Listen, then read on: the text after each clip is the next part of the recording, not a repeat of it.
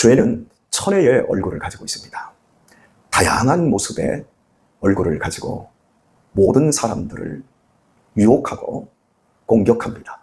그래서 반드시 그 죄로 말미암아 인생의 길을 망가뜨리고 그 사람 자체를 지옥으로 끌고 갑니다. 어떤 인생도 죄에서 자유한 인생은 없습니다. 죄가 이렇게 결과적으로 무시무시함에도 불구하고 사람들이 죄에 의해서 넘어지는 이유는 죄는 너무나도 간교하기 때문입니다. 죄가 얼마나 달콤하게 느껴지는지 우리는 아담을 통해서 알 수가 있습니다. 죄는 도덕적으로 윤리적으로 인간이 그렇게 해서는 안 되지 라고 하는 것을 약간 넘는 정도가 아니라 죄는 근본적으로 하나님을 떠나버리는 겁니다. 인생의 목표와 목적은 하나님입니다. 인간은 하나님께로부터 만들어졌고 우리의 영혼은 하나님으로부터 나왔고 인간은 하나님에 의해서 먹을 것과 그리고 눈에 보이지 않는 공기, 또 마실 물, 우리의 삶의 건강, 힘, 우리의 인생의 수명 모두 하나님의 관여 속에 있습니다. 그러므로 인간은 하나님을 떠나서는 살 수 없음에도 불구하고 인간이 하나님을 떠나버렸어요. 그 근본적인 이유를 본문에서 아담처럼 언약을 어기고 인생의 관역은 하나님입니다.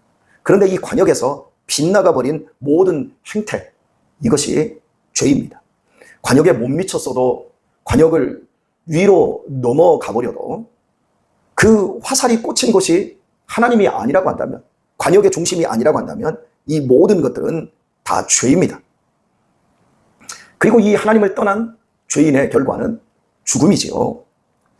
아담의 입을 통해서 죄를 우리에게 알려주고 있는 아주 논리적인 모습은 보암직하다, 먹음직스럽다, 보는데 너무 즐겁고 먹으면 너무 맛있고 그런데 여기에 지혜롭게 할 만큼 탐스럽다. 우리가 살아가면서 참 지혜가 부족하다고 느끼지 않습니까? 그런데 그걸 가지면 지혜로워질 것 같다. 이 세 가지가 우리의 인생에 결국 전부 아닌가 싶어요.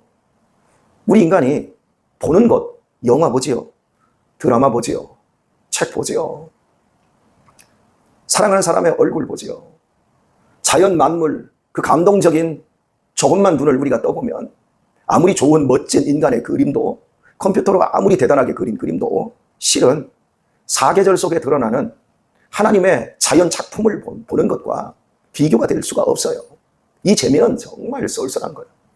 내가 낳은 자녀, 내 어린 자녀, 지금 이 소리 같은 아이, 엄마 아빠가 보는 것만 해도, 내 손주의 얼굴을 보는 것만 해도 얼마나 즐겁습니까? 이렇게 보는 것의 즐거움은 정말 어마어마한 기쁨이죠. 이것보다 더한 것은 사실은 먹는 거예요. 사람이 먹기 위해 삽니까? 이렇게 반문을 하지만 실은 먹기 위해 삽니다. 먹고 더 건강하게 사는 이유, 더 맛있는 거 먹으려고. 이 먹는 거, 이건 인간의 기분이에요. 소변이 마려운 걸 나는 참아야지. 사람이 소변 누기 위해서 사냐? 그와 똑같은 거예요. 들어가는 것과 나가는 것은 동일한 거예요. 이 먹는 재미예요. 그런데 여기에 모두 죄가 포장되어 온다는 거죠. 보는 재미예요. 사람에게 있어서 보고 먹는 것으로 끝나지 않습니다. 사람은 영적 존재예요. 그래서 남들보다 더 똑똑하기를 원하고 더 우위적인 생각을 하기를 원하고 창의적이고 또 상상력이 풍성하기를 원하죠. 그런데 이 모든 것의 근저에 죄가 역사한다라고 하는 겁니다. 여러분, 죽음은 태어나면서부터 생득적으로 갖는 것입니까? 아니면 학습되는 것일까요?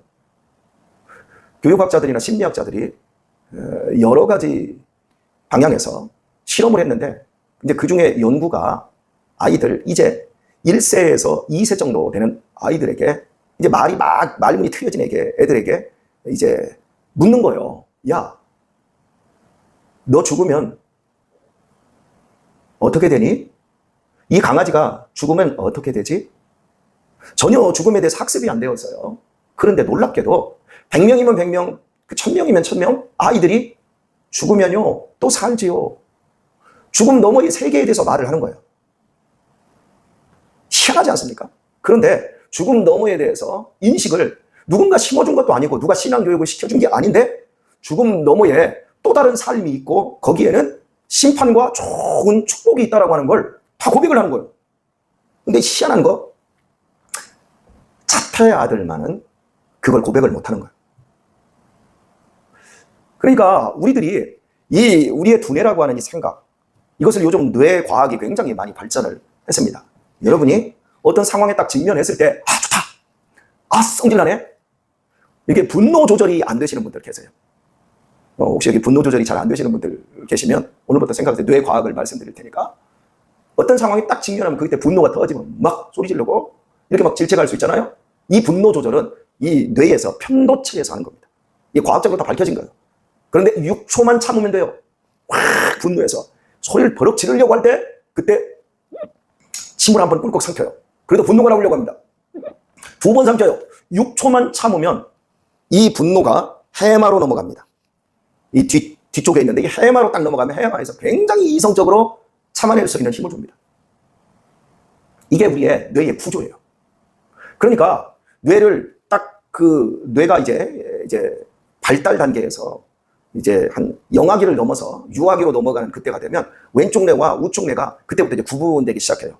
그래서 오른쪽 뇌가 발달하면 예술이라든지 이런 쪽에 정서적인 부분이 굉장히 발달하고 이 왼쪽 쪽이 뇌가 발달하는 이 사람들은 논리적이고 수학이라든지 이런 물리, 과학 이런 쪽을 잘하게 되어 있어요.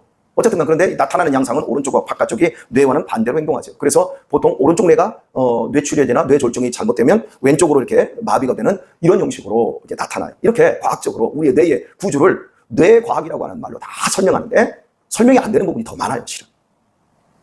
여하튼 간에 우리의 뇌는 끝없이 우리를 지혜롭게 할 것, 우리의 삶을 안정되게 할 것을 계속해서 요구합니다. 바로 죄는 여기를 틈타고 오는 거예요. 그러니까 내 IQ가, 인간의 IQ가 예를 들어서 보통 100 정도, 80에서 100 정도면 뭐 평균치라고 하지 않습니까? 그런데 죄를 조장하는 이 마귀의 세력은 한 IQ가 1000이라고 생각하면 될 거예요. 그런데 이 지혜, 우리의 지혜로 어떻게 죄를 이기겠습니까? 그래서 하나님께서 온 천지 만물 영육간의 영적인 세계, 육적인 세계를 다 만들어내신 하나님께서, 지혜의 원천이신 하나님께서 우리에게 예수 그리스도를 주시고 우리의 죄를 이길 수 있는 은혜를 우리에게 부어주사 우리에게 성령을 주셨어요. 먹고 마시는 것, 거기에 하나님의 나라가 있는 것이 아니라 눈으로 보는 것, 여기에 하나님의 나라가 있는 것이 아니라 하나님의 나라는 성령 안에서 의와 희락과 화평. 그냥 우리가 이 땅에서 추구해야 될 것은 눈에 보이는 게 아니고 우리가 먹는 것, 다 눈에 보이는 것 보아야 되고 보여지니까 봐야 되고 또 먹어야 되니까 먹어야 되고 우리가 공부를 해야 되니까 공부를 해야 되지만 궁극적으로 우리가 탐내고 우리가 욕심내어야 될 부분은 오직 하나님이라는 사실이에요. 하나님의 계획, 하나님의 일하심, 그것들을 우리의 인생의 목표로 삼을 때 우리가 죄로부터 자유하며 죄를 이기는 은혜로운 삶을 누릴 수 있다라고 하는 거예요.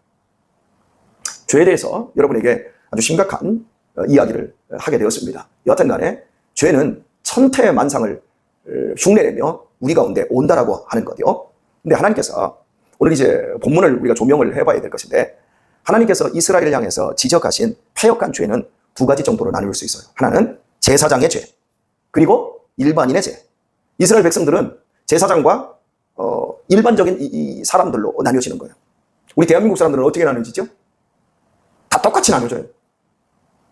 법 앞에 인간은 모두 평등하다. 인간은 존엄하다. 다 똑같다라고 헌법이 규정해놓고 우리들도 다 그렇게 생각을 합니다. 그런데 이스라엘 백성들은 제사장은 우리와는 달라. 그리고 우리는 서로 똑같아. 그러니까 벌써 이원화되어 있는 거예요. 자, 하나님께서 이스라엘 백성들 속에서 제사장의 무리, 레위 지파 속에서도 아론의 계열, 이렇게 해서 제사장을 세웁니다. 제사장은 하나님 편에서 이스라엘 백성들을 중보하고, 다른 편으로도 이렇게 말합니다. 이스라엘 편에서도 하나님에 대하여 백성들을 중보해주는 그 역할 가운데에 끼어 있는 거예요. 가운데에 껴서 이스라엘 백성들이 하나님께 직접 나갈 수 없는 일들을 이스라엘 제사장을 통해서 그 일을 해내시는 겁니다. 보통 우리가 시장님을 만나려고 해도 다이렉트로 시장님을 만나기는 어렵습니다. 비서실을 통해야 합니다. 대통령도 마찬가지죠. 바로 그 역할을 해주는 이 인간 그룹이 제사장의 그룹이었습니다. 그런데 이 제사장들이 죄를 지을 수 있을까요? 없을까요? 제사장은 하나님과 이따에 있어요. 그래서 죄를 안 지을 것 같은데 이 제사장들에게 패역한 죄들이 있는 거예요. 그걸 이제 본문이 지적하고 있고, 또 일반인들, 계속해서 우리가 대선지서라든지 소선지서에서 살펴보고 있는 것처럼 일반인들의 죄가 보편화되어 있어요.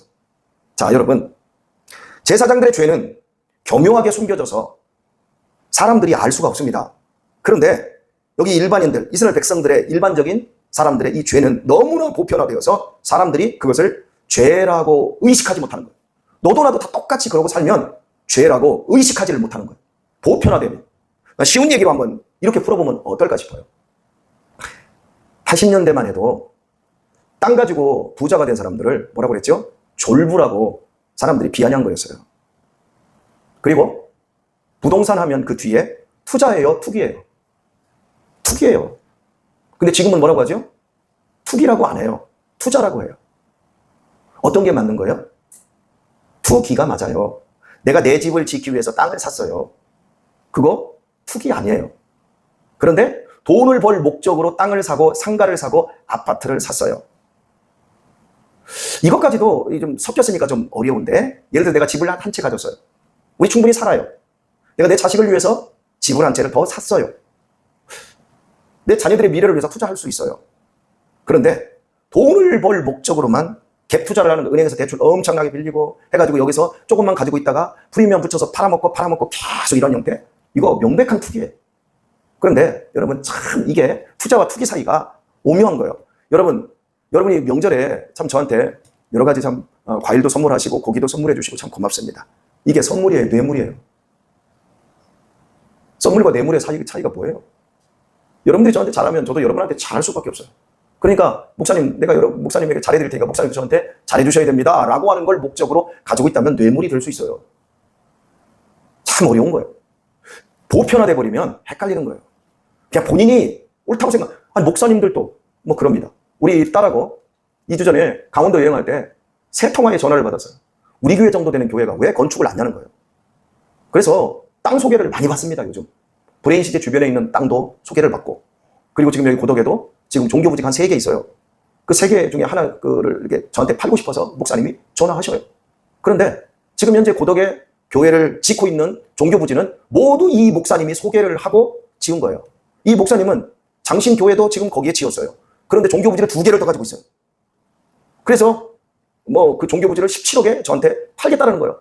그리고 건축하고 하면 한 40억 들어갑니다. 그러니 목사님 사세요. 네, 이렇게 얘기를 해요. 그러면서 목사님 같이 비전 있고 건강하게 목회하시는 분이 이쪽으로 오셔야 합니다. 맞아요, 그 말. 비전 있고 오직 목양만 하시는 목사님은 이런 데 오셔서 교회 건축하면 정말 많은 사람들에게 생명을 증거하고 영향을 펼칠 수 있습니다. 목사님, 그러니 여기로 오십시오. 맞아요, 그 말이. 하지만 그 말이 맞아도 저는 제가 움직이고 싶지는 않아요. 왜냐하면 이스라엘 백성들이 홍해바다를 건널 때 모세를 통해서 하신 말씀이, 너희는 좀 가만히 있어. 가만히 있어서 오늘날 내가 행하는 일을 좀 봐. 이런 얘기할 때 비아냥거리는 식으로 얼굴 그렇게 표정 짓지 마세요. 그분들도 그분들 나름대로 정말 최선을 다하고 있는 거예요. 우리에게 중요한 건 이겁니다. 홍해바다를 건너는데 이스라엘 백성들이 자기 발로 들어가야 돼요. 그런데 자기들이 뭔가를 해야 되는데 하나님께서 가만히 있어. 내가 하나님이야. 니들이 하나님 아니야.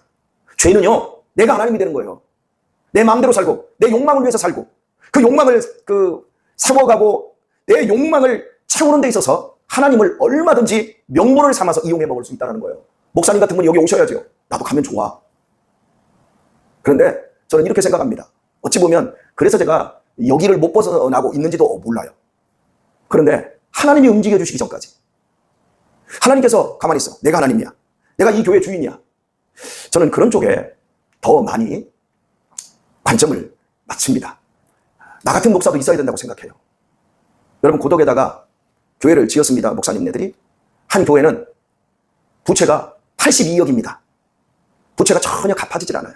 거기에 들어간 교회 중에 원래부터 돈이 많았던 교회, 그 교회는 지금 가서 이름 개명하고 70명이 갔습니다.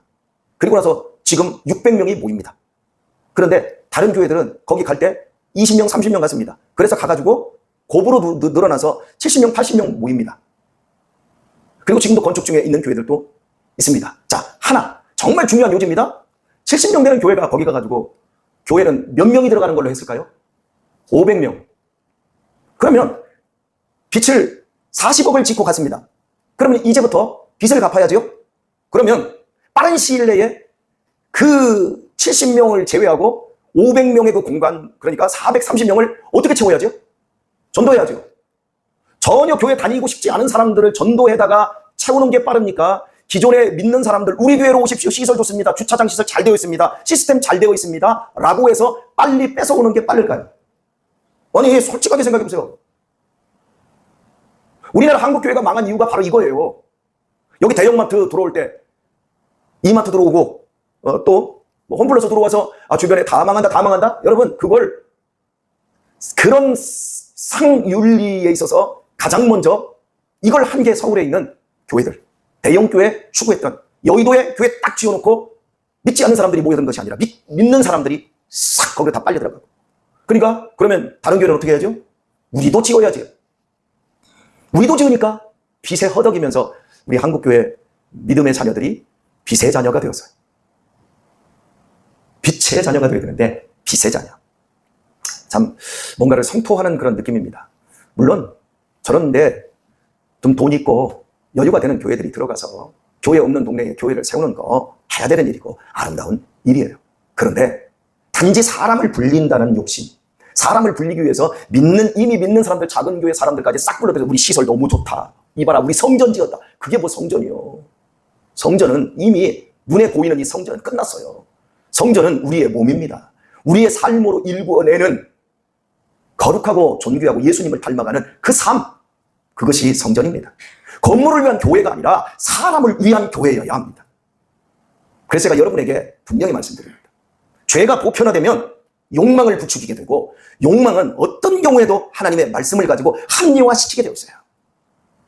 자, 저런 교회에 빚에 한 40억 정도, 80억 정도 허덕이는 목사님의 머릿속에 무엇이 들어있을까요? 어떻게 하면 빚갚을까? 한 달에요, 이자 얼마 안 낸답니다. 저한테도 그러다가 목사님, 이 교회, 그 정도 교회면 한 달에 이자만 1,500 내면 충분히 건축할 수 있습니다. 그러니 하십시오. 여러분, 80억이 넘는 내 이자는 한 달에 4천만 원, 5천만 원씩이요. 그러면 여러분, 그 목사님의 머릿속에 뭐가 들어있을까요? 뭐가 나올까요? 그분들은 능력이 있어서 더 좋은 게 나오고 더 큰 비전으로 다음 세대들을 이끌어갈 수 있어도 대부분의 교회들이 이렇게 나갈 때 우리 교회 같은 교회도 있어야 되지 않나요? 여러분, 이 조그만 곳을 못 벗어나서 정말 속상하시지요? 참, 우리 목사님이 저렇게 비전이 없으니까. 비전 있는 대로 가세요. 혹시 그런 큰 건물 보고 저는 여러분들을 더 사랑하고 싶어요. 우리는 하늘 가족이 되기를 원해요. 더 깊은 하늘 가족 되기를 원합니다. 오늘 말씀 맺겠습니다. 어제 그저께 서울 충현교회에 일이 있어서 올라가면서 우리 노예에서 가장 큰 교회에 목사님 두 분하고 함께 올라가는데요. 우리 교회 행복학교에 대해서 이야기를 했어요. 그리고 우리 교회가 이렇게 밥을 여러 번 일주일에 하고 금요일에도 한다. 그랬더니 어떻게 그렇게 됩니까? 우리는 하자고 하면 난리가 날 겁니다. 그래서 행복학교 있지 않습니까? 금요예배뿐만 아니라 행복학교에 대해서 쭉 얘기하면서 청년들이 애들을 위해서 시간을 내서 헌신하고 이렇게 합니다. 그랬더니 아무런 일 안 일어나요? 그래요. 무슨 일을 그래?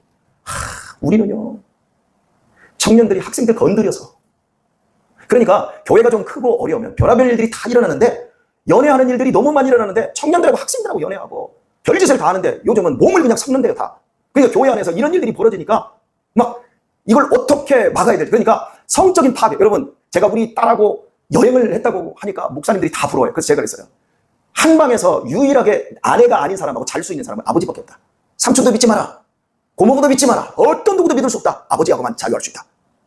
여러분, 교회가 커지면 시스템 좋아진다고요? 교회가 커지면 프로그램이 좋아진다고요? 그 안에 들어있는 사람들이 보편적으로 모두 다 죄인입니다. 하나님의 말씀을 거듭나지 않으면 오히려 우리 애들 더 망가질 수 있어요.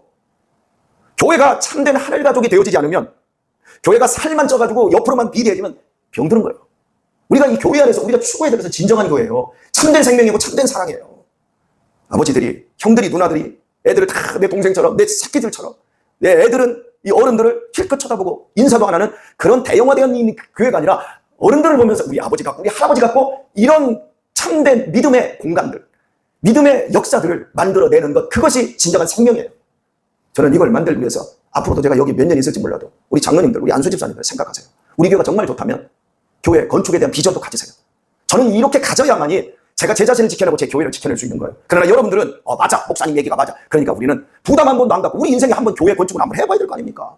멋들어지게 우리 한번 다음 세대들을, 우리 다음 세대들에게 우리 하영, 우리 유민이나 유아, 하은이 걔네들에게 이 공간 그대로 물려주고 할래요?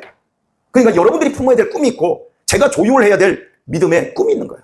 이런 부분들 우리 잘 해야 이 간교한 죄에게 녹아나지 않고 정말 멋지고 아름다운 사역하다가 주님 앞에 서지 않겠습니까? 여러분 가진 재물들 거름되세요. 거름되기 싫으면 그 절간에 갖다 주세요. 교회에 가져오기 싫으면. 제가 너무 노골적이니까 절간에 가져다 주는 거예요. 여러분 가고 나면 자식들 쌈나요. 집 한 채 가지고도 쌈난다니까요. 그게 인생이에요. 그러니까 다 거름되세요. 3분의 1은 자식들한테 주고 3분의 1은 사회복지에다 주고 3분의 1은 교회에 바치세요. 아멘들 하나도 안 하시네. 이게 이렇게 우리의 욕망 채우려고 하는 게 이렇게 힘든 일이에요. 죄에서 승리하시고 아름다운 거름 되시고 우리 더욱더 아름다운 하늘 가족 되도록 하십시다. 이 복된 은혜 속에 있어 이 교회가 더욱더 건강해지면 좋겠습니다.